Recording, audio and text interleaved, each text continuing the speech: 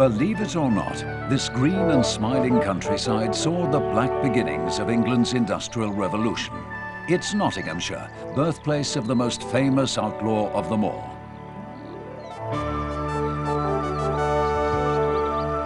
Nottinghamshire has a long and colourful history. It saw the beginning and end of the Civil War. It produced a poet and an author whose works were considered scandalous in their time. But it also produced pilgrims and a missionary whose faith gave rise to lasting institutions. It's the leafy heart of that peaceful England so beloved of expatriates, with its rolling green fields and snug villages.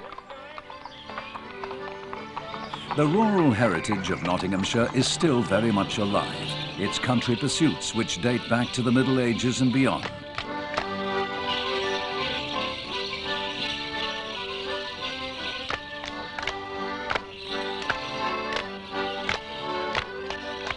The crowning of the May Queen may have lost its pagan significance, but the ceremony lives on. All over the county, the memory of its most famous son is honoured in the names of pubs.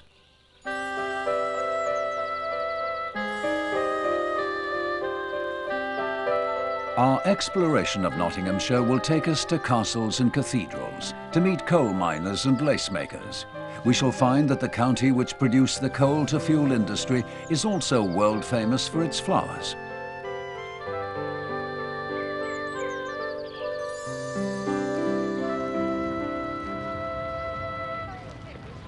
But first, a place which is a mecca to every true-born Englishman.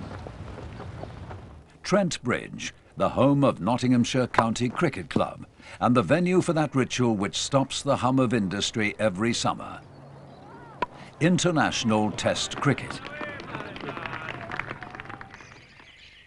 And we shall be meeting with this gentleman too, from time to time. Robin Hood is everywhere in Nottinghamshire. His statue stands below the ramparts of Nottingham Castle, where lived the sheriff whose life Robin made such a misery. The castle was founded by William the Conqueror in 1068 and built by his son during the rest of the 11th century. It is now a grand 17th century mansion, home of the city's art museum. It presides over the flower gardens for which Nottingham is famous, gazing benignly down on crowds enjoying the sunshine of summer.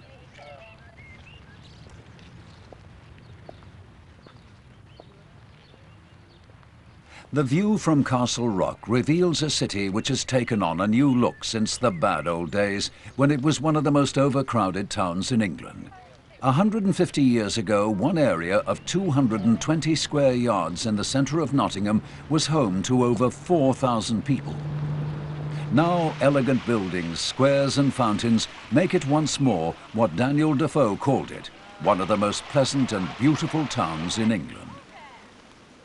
Theatres and concert halls emphasise the city's rediscovered pride. The university was built on land donated by one of its earlier successful sons, Jesse Boot, the founder of a highly profitable chain of chemist shops and the father of modern retail trading.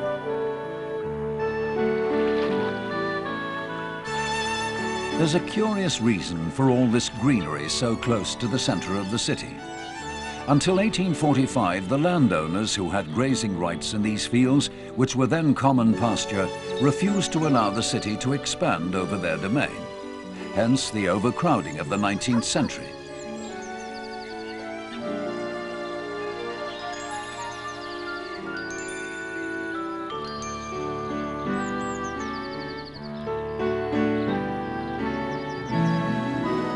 The local geology, too, provides a reason for what might otherwise seem a matter of chance. The rolling farmland to the south of the city stands on a layer of rich, water-retaining soil, known as the Kuiper Marl. Here, in the 1860s, rose growing, which had been a hobby of the hosiery workers in the city, grew into an industry worth millions of pounds a year. The name of Harry Wheatcroft is world famous.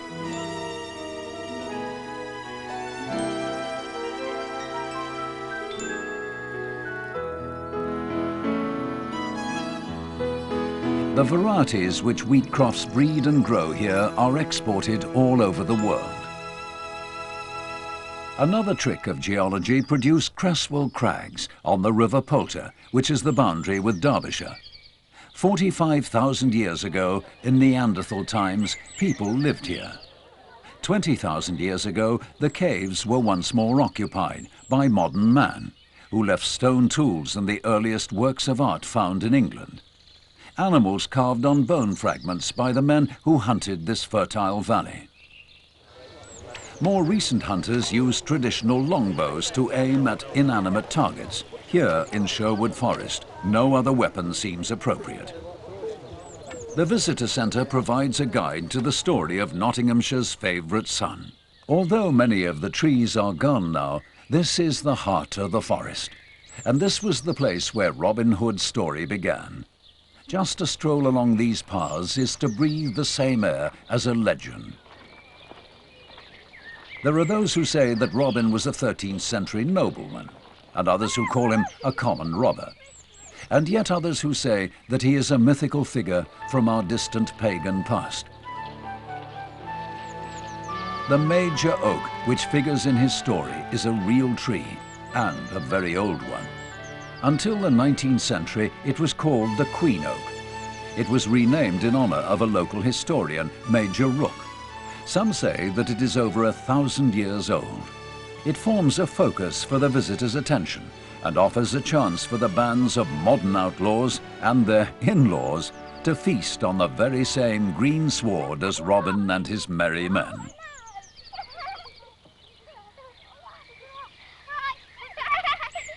There are other stories which grew up in Nottinghamshire, among them some which these bright young eyes have yet to read, though many of them were written about their forebears in the county.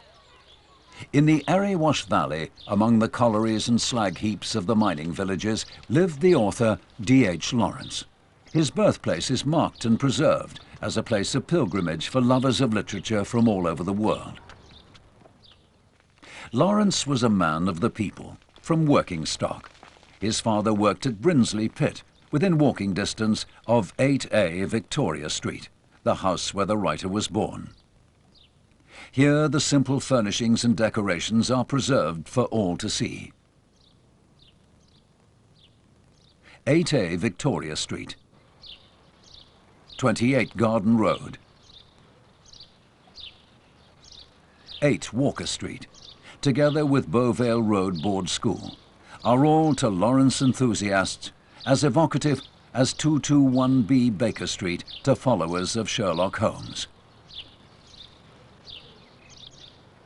The village of Cossall is immortalised as Cross Thay in Lawrence's book The Rainbow. His fiancée, Louis Burrows, lived here. It was a place he knew well. In the book she is called Ursula Brangwen. Lawrence described life in the area as a curious cross between industrialism and the old agricultural England of Shakespeare. The coots on Moor Green Reservoir are the descendants of those which swam here when the waterside scenes gave Lawrence the idea for the setting of his story, Women in Love. Not far away, quiet fields explain why Lawrence always referred to his native valley as extremely beautiful countryside.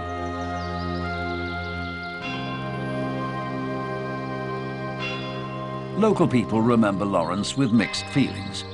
He once wrote that he hated Eastwood and wanted it pulled down to the last brick.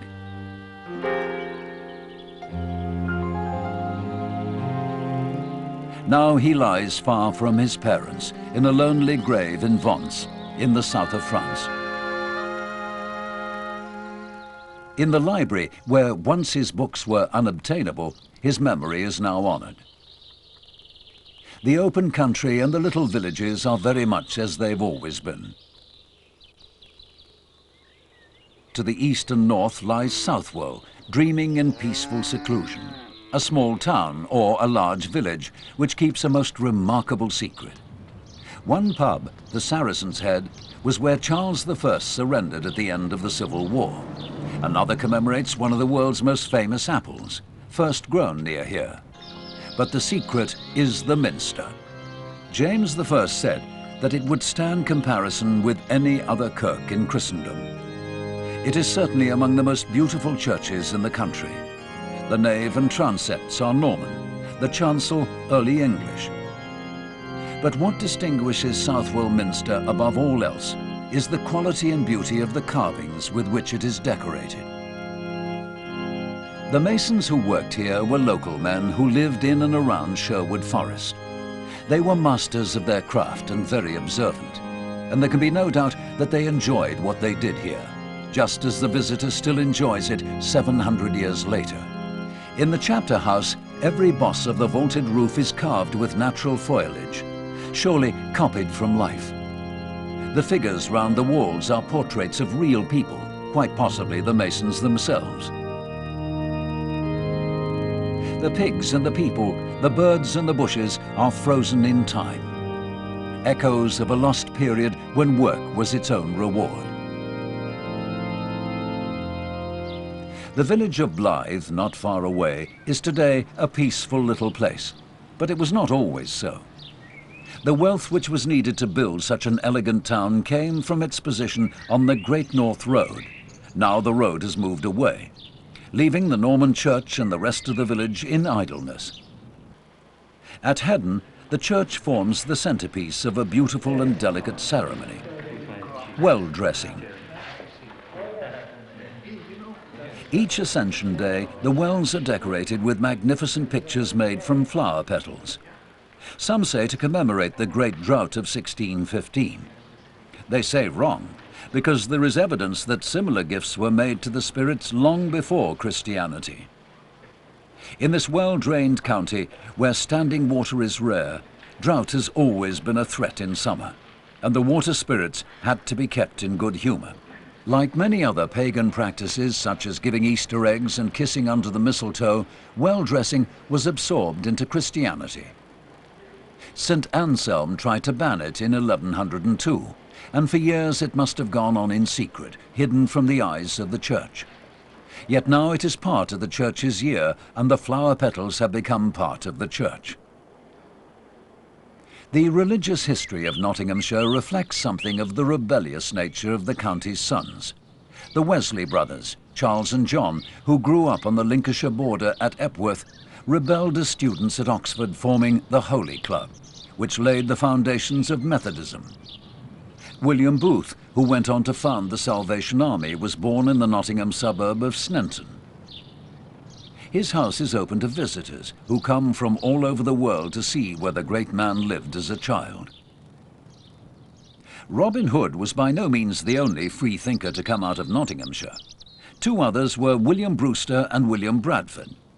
Brewster lived in Scrooby, and the first meetings between them took place in Scrooby Manor. Behind these windows was born the movement which became known as the Pilgrim Fathers. On September the 6th, 1620, 102 people crossed the Atlantic in the Mayflower. Before they left, the two men worshipped in Babworth's 15th century church. The Mayflower is recalled everywhere people gather together. Like most rural counties, Nottinghamshire maintains a tradition of shows and fairs during the spring and summer, in which the agricultural strengths of the community are celebrated, past and present. In spite of its history of industrialism and the grime of the collieries, Nottinghamshire is very much an agricultural county, with a record of stock breeding second to none.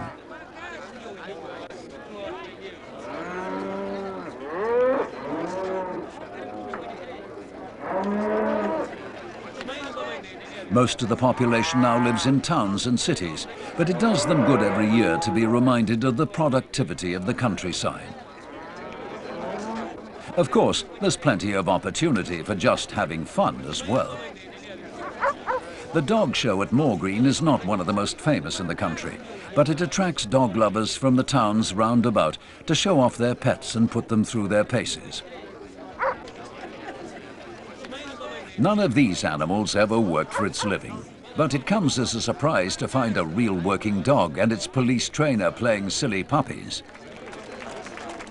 Everywhere you go, the police are keen to show the rest of us that they too like a bit of fun.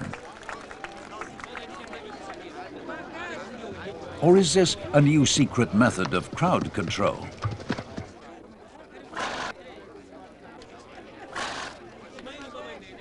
Another feature of Nottinghamshire shows is the horses, heavy and light. Mansfield has been a market town since 1277, though its greatest expansion was during the height of the coal boom in the 19th century. Now that more diverse and cleaner industries have taken over, its people are intent on developing the fun side of life.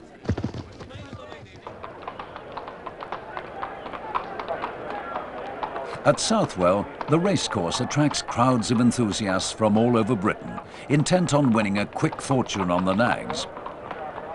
It's a great day out, especially if you remember the old definition of horse sense. Horses don't put bets on people.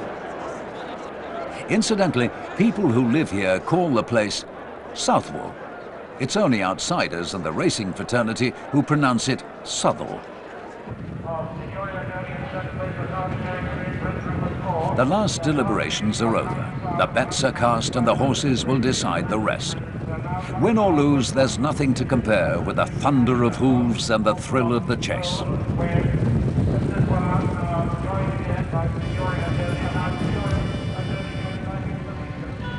The little village of Laxton lies hidden away from the main roads, dozing in a medieval trance.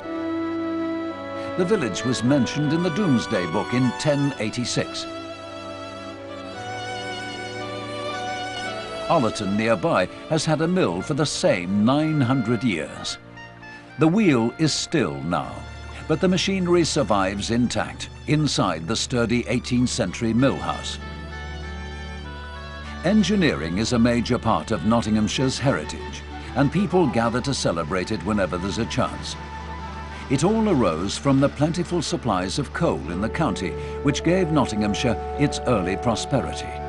Now, of course, these steam engines are toys, interesting relics from the past.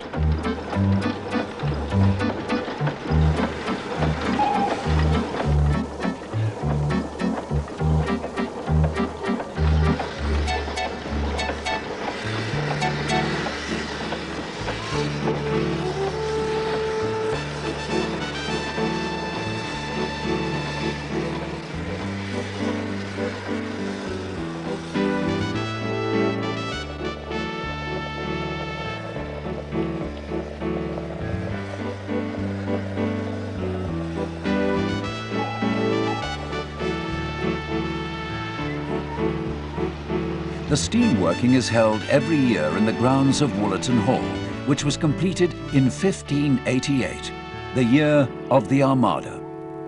Now it's a park for the enjoyment of the local people.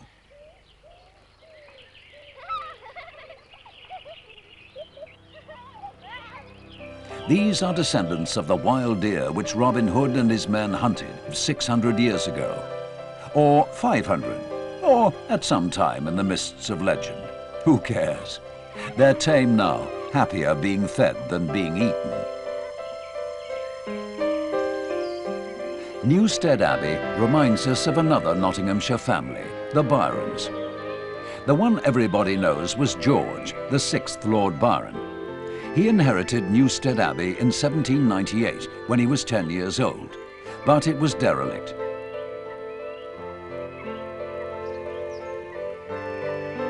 Visitors to the park can well understand why Byron so loved the place. In 1809 he moved in at the age of 21, and for 5 years the abbey was his home. It remained the love of his life, but in 1817 he was forced to sell the house for £94,000. The place was restored by Colonel Wildman, who bought it from Byron. The poet never saw it looking like this.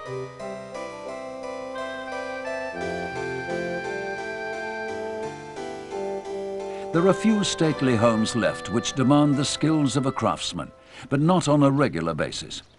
However, the skills have not died. They have found a new lease of life in the modern fashion for craft centres.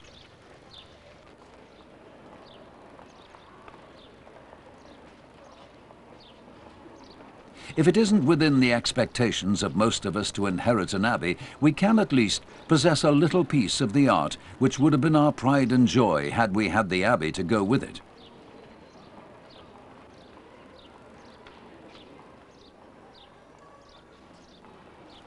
The craft centre movement is particularly strong in Nottinghamshire, as it is in other areas where tourists come regularly to see the sights.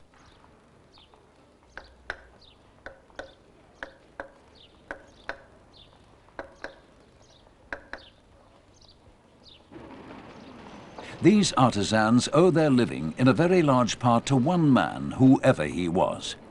Robin and Friar Tuck, Little John and Alan a Dale draw the crowds who have the money to take a little bit of Sherwood home with them.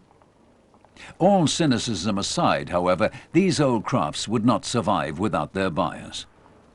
There may be no practical purpose in buying a reproduction Victorian doll, but it is a thing of considerable beauty. A great improvement on something made of plastic in a machine.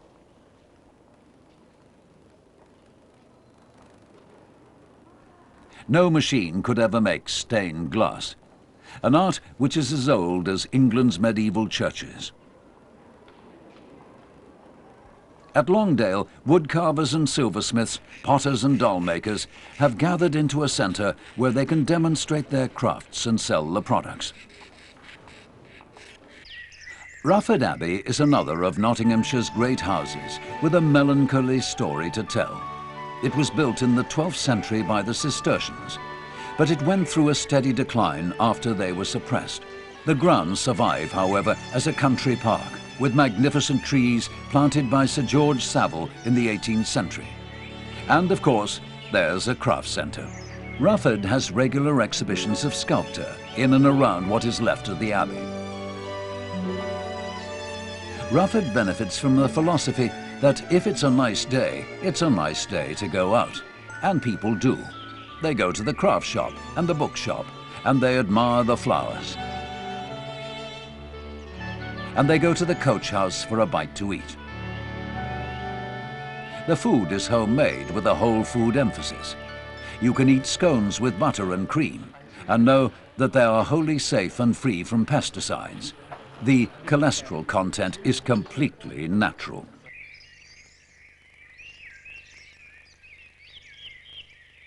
In the sculpture gardens, there are some rum items on show, which you might like or you might not. It doesn't matter. On a fine day, the geese and the ducks present just as attractive an option. As the poet said, "From troubles of the world, I turn to ducks, beautiful, comical things." In Nottinghamshire, the beauty and the comedy are what count.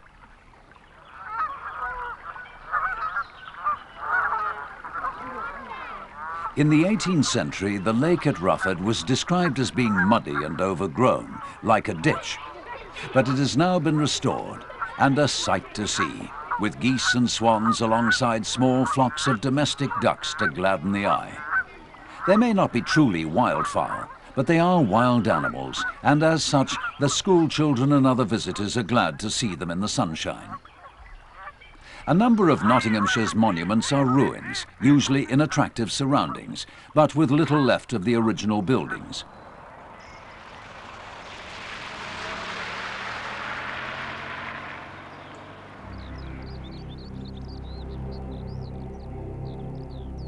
Battersea Priory is a case in point. It draws visitors to gaze at what remains of the religious buildings, though they've been ruins for centuries. Worksop Priory was destroyed in the dissolution of the monasteries, but the ruins of the 12th century nave were incorporated into the parish church when it was rebuilt in 1929. Mansfield is the county's second largest town, dominated by a railway viaduct which dwarfs a splendid marketplace. The local stone was used to build the Houses of Parliament in London, and is to be seen in several of Mansfield's public buildings.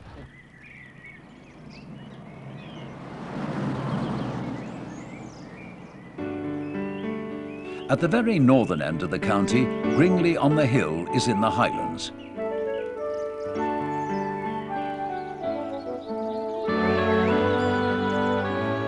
Beacon Hill rises all of 255 feet above sea level. To the north, as far as the eye can see, nothing is higher than 30 feet until you reach the Yorkshire Wolds. It's one of the finest views in Nottinghamshire.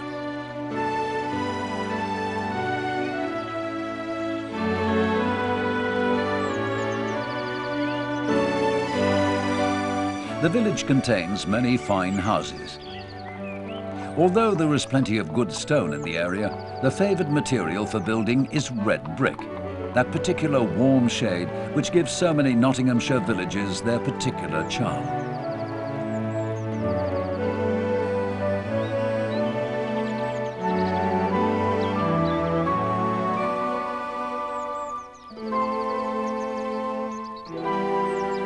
East Redford is said to have no charm at all.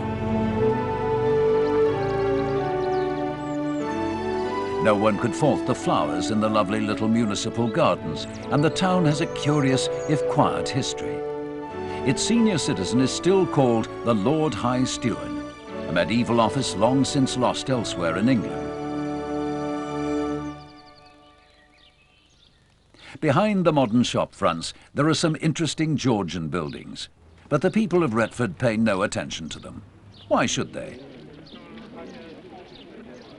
Today and tomorrow are much more important.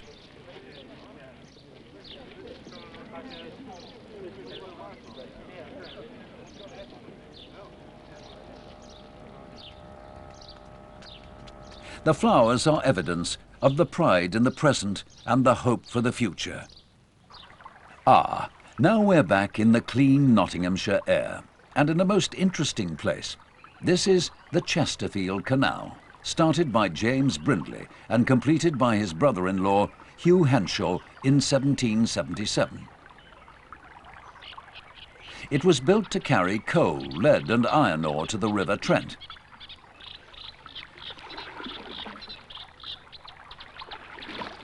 "30 years ago, it was a derelict ditch, but today, after sympathetic restoration, it is crowded with pleasure boats and a place of great charm on a fine day.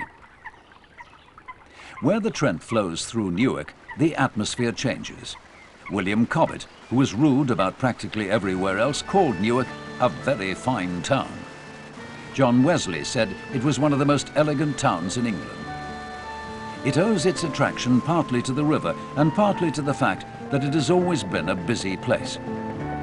Newark used to stand on the Great North Road, and on top of that, it has been for centuries a major trading centre.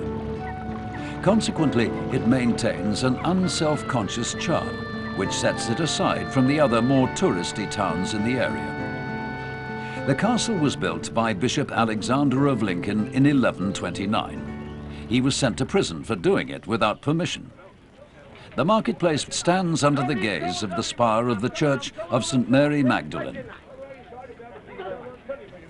It's like any other market, except that it is surrounded by 14th century inns and business houses, reminders of Newark's historic importance as a trading centre.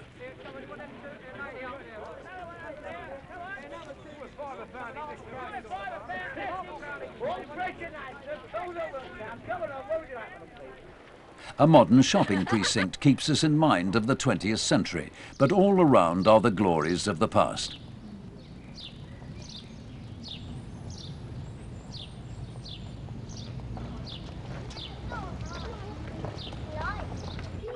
In the distance, the ruins of the castle served to underline the light in which Newark was seen in the 17th century.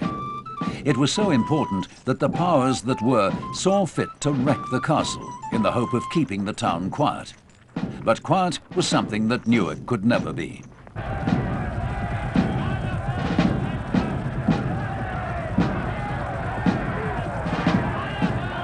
In February 1643, Major General Thomas Ballard, the parliamentarian commander, attacked royalist Newark with a force of Scots and English troops.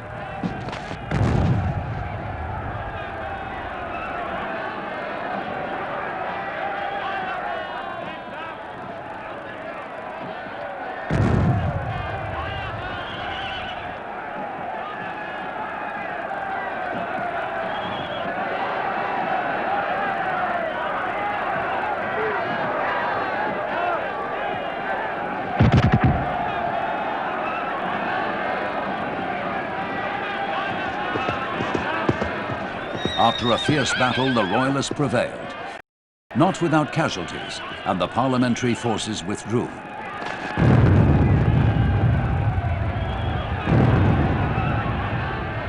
It took another 3 years of siege and fighting before Newark was finally forced to surrender.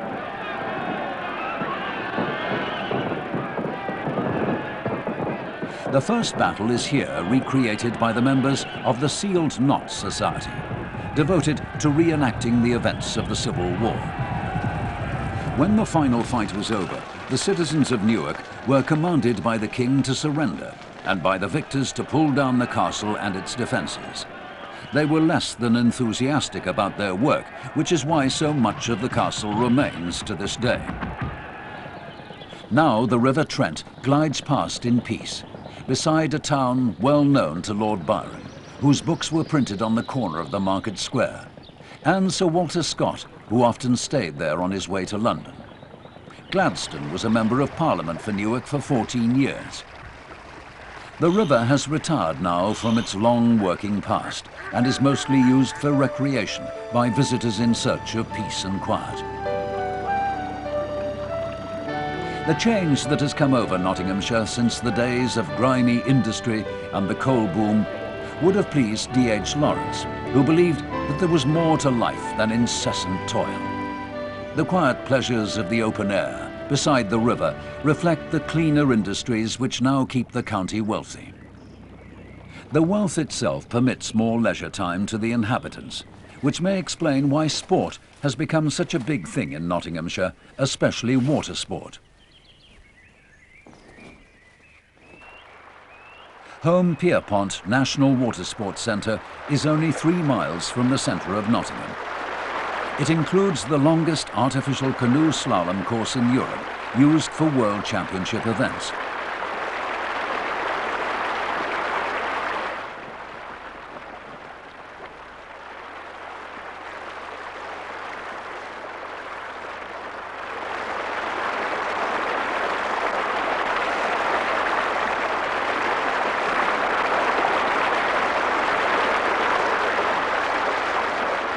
As well as the hand-power canoe experts, the centre is home to powerboat racing and the hydroplane championships.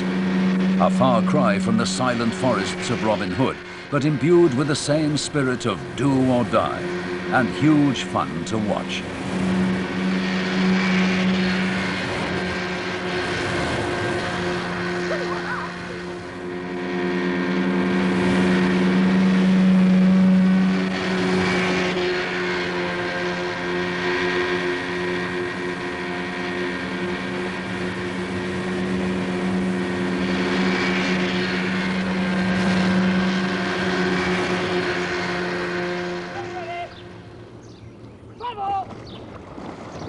More in tune with the historic past is rowing, just as competitive, but fought out at a human pace.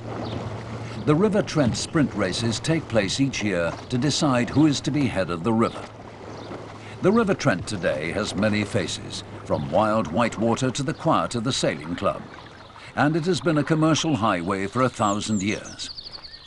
Our next port of call derives its importance from the vast expansion of Nottingham during the city's commercial heyday.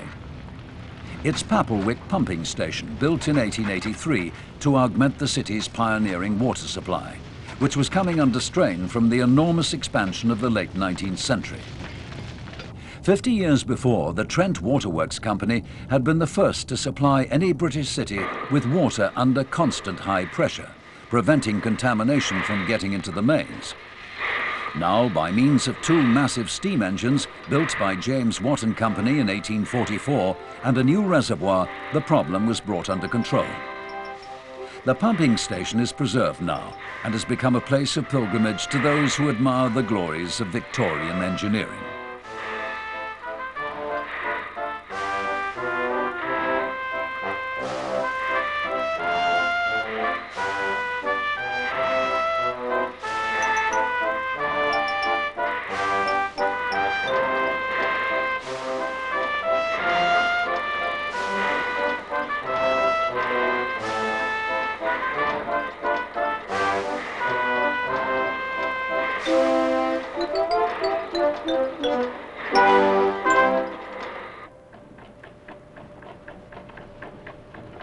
Another fine old piece of machinery is North Leverton Windmill, built by public subscription in 1813 and still in full use, grinding the local corn.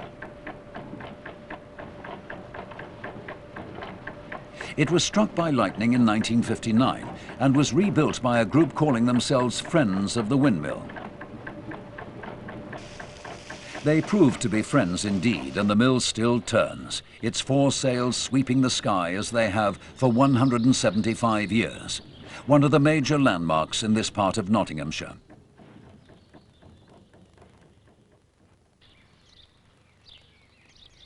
No account of Nottinghamshire could be complete without a mention of the lace industry.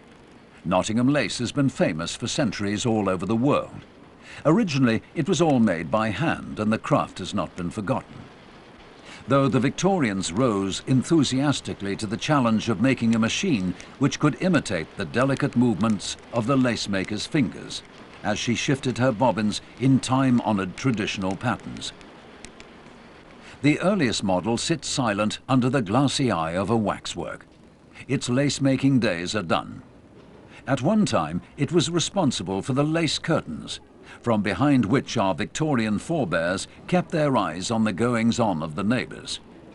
But also in the exhibition in the Lace Hall, there is a fractionally more modern machine which is still in full working order.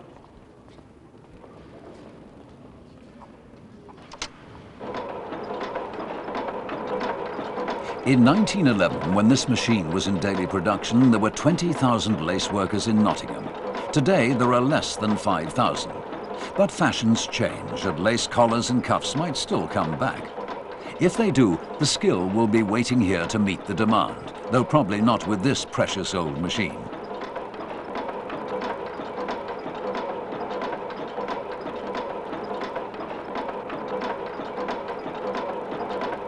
The owners of the lace industry were the kings of Nottingham in Georgian and Victorian times.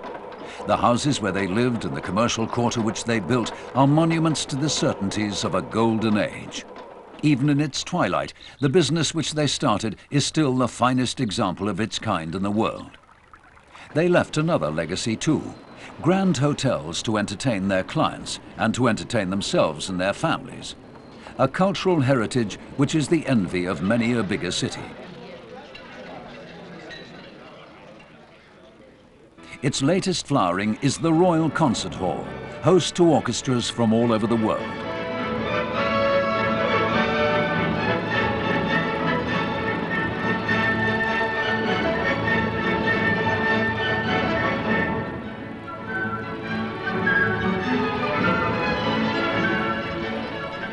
When the sun goes down, the history of Nottinghamshire shows in a new light. The county is full of historic pubs. The Saracen's Head in Southwell is where Charles I finally surrendered to the forces of Parliament. Church spires float above the nighttime city, adding grace to a skyline which is a mixture of Elizabethan and Georgian development. And the civic buildings, which express the community's confidence and pride, take on a new life, bathed in floodlights. Green's Windmill is a local landmark. And there's that fellow again. But the nightlife comes to a peak on the first weekend of every October, when Nottingham welcomes the world to celebrate the Goose Fair. It's one of England's oldest, largest and best-known fairs, well established when it was first mentioned in history in 1284. Of course, it's changed a little since then. Originally, it lasted for 8 days, beginning on the Feast of St. Matthew, the 21st of September. The newfangled revision of the calendar in 1752 pushed it back into October, and the lesser stamina of modern drinkers has reduced it to 3 days, from Thursday to Saturday.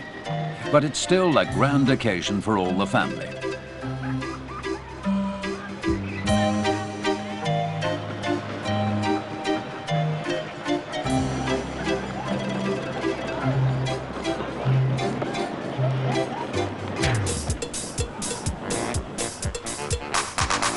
Nottinghamshire. Nottinghamshire. Nottinghamshire.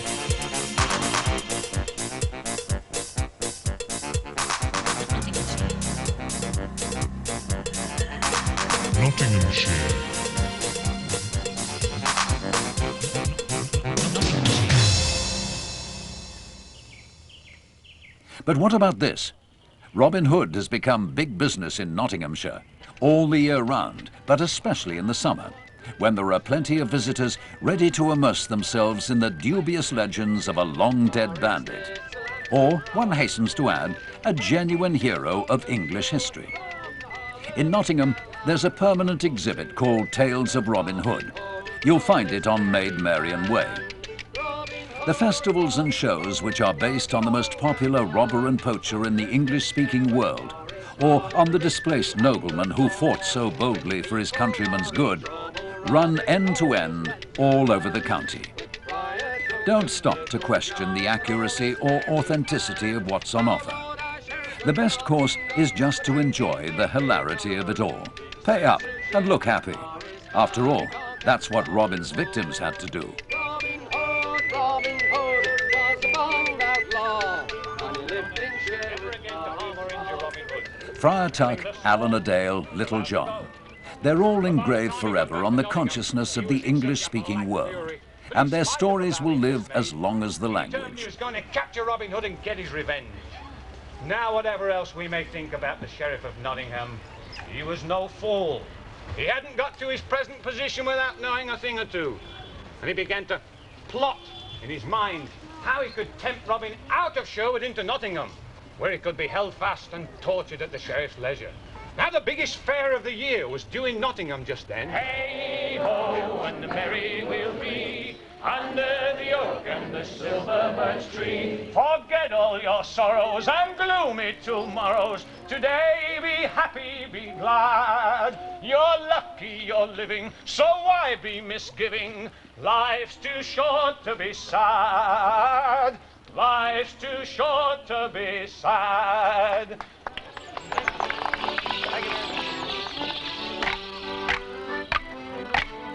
Morris dancing is as old as the Crusades. In fact, it's thought to have come back to England from the Holy Land at about the same time as Robin Hood was first robbing the rich to give to the poor. The Lincoln green clothing and the whole medieval thing gives a chance to the crowd to indulge in a nostalgia for what might never have been, but what most certainly exists now as an image of far-off days. The potter's work is ignored for the rest of the year. It's only when you can actually watch him turning his wheel that you begin to realize how his ancient craft has survived unchanged since the time of, well, outlaws and wicked sheriffs.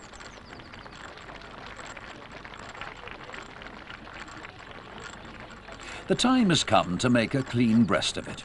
Nobody knows who Robin Hood was, or whether he ever existed at all. There was a man called Robert Hood from Wakefield in the 13th century. There was an outlaw called Robert Hood slightly earlier in the same century. And a chap called Robin Hood lived hereabouts in the early 14th century. On the other hand, the Green Man has been a figure in Celtic mythology since before the Romans knew that England existed. What remains of all this is a glorious myth and a perfect chance for play acting under the greenwood tree. My lord, my forest is my home. Yeah, your forest is mine. My lord, you take enough taxes off the people to buy this forest. It's his forest anyway. Sheriff of Nottingham. You threatening me, Black Knight? No. But he will. My lord, what weapon? I said, who are you? Let me look at you. Make sure you're serving, wench. I recognise this Who girl. is she, my lord? No, you don't, my lord. This is Robin Hood. That is Maid This is Maid Marian. Marian. Right, that is enough. Leave her alone. What are you doing, my lord? I'm threatening you, peasant. Call him out, my lord. You don't threaten me. Do you want some sport? I'm my lord. I take any one of you. Ha! Ha! Even you. I think I shall choose a staff, my Then lord. give since him I one have of it in your my bits hand. of wood. Your men can't fight with these. The plot thickens. Will our hero come to the rescue? Bring on the quarterstaves. Now we'll see some rare conflict. Come on, Robin! Come on, let's have a cheer for Robin! And after the jousting and the fencing, a banquet, just like the old days. It's not quite like the old days when you come to think about it. Very few of these banqueteers would be stricken by plague during the coming year. None will be bitten by a rat tonight, or poisoned by a rival, or even stuck through by a footpad on the way home down the motorway. In fact, they will all have enjoyed a visit to one of the most historic and beautiful parts of England. Even though we can't know what the truth of the history was, it's all there for all to share.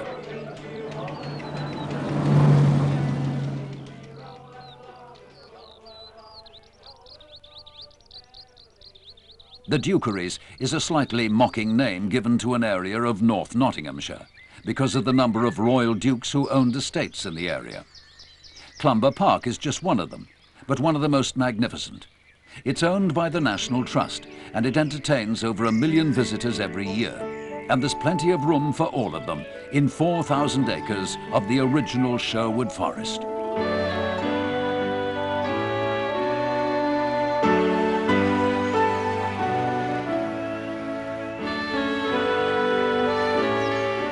The forests and the outlaws, the coal miners, the poets and the missionaries, lace and centuries of earthy agriculture. Nottinghamshire is a rich fabric of contrasting threads, all adding up to something which is essentially English. D.H. Lawrence called it the country of my heart. It is certainly at the very heart of England. The men of the Stone Age lived here. The Romans built roads and bridges across the heath and through the forests. And generations of Nottinghamshire people have nurtured and loved this quiet countryside. And through it all runs the central thread of the forest. And half-forgotten dreams of a man who probably never was, but whose story will live forever in the hearts of romantics everywhere.